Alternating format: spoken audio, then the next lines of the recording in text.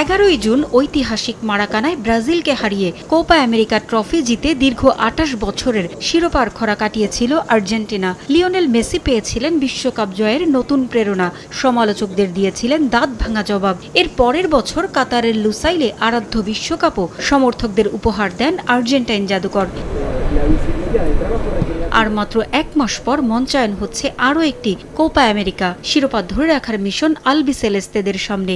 আসরের জন্য এরই মধ্যে দল ঘোষণা করে ফেলেছে ব্রাজিল ও মেক্সিকো। তবে দল নিয়ে সমর্থকদের অপেক্ষায় রেখেছে আর্জেন্টিনা ফুটবল অ্যাসোসিয়েশন।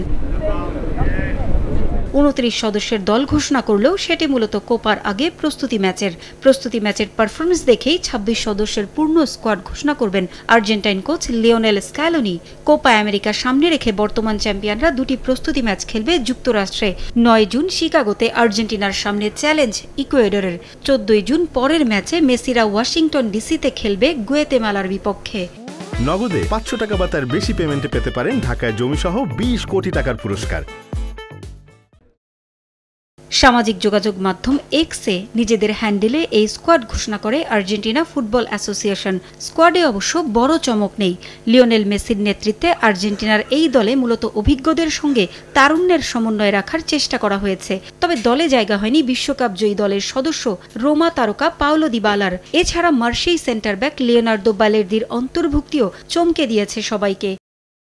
গোলরক্ষক হিসেবে আছে ফ্রাঙ্কো আরমানি, জেরোনিমো রুলি ও এমিলিয়ানো মার্তিনেজের নাম।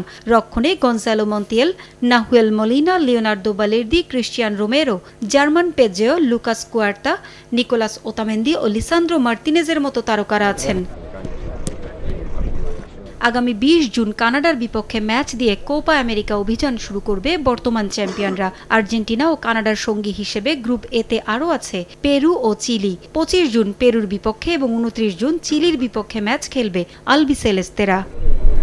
পারভিন আক্তার, সময় সংবাদ।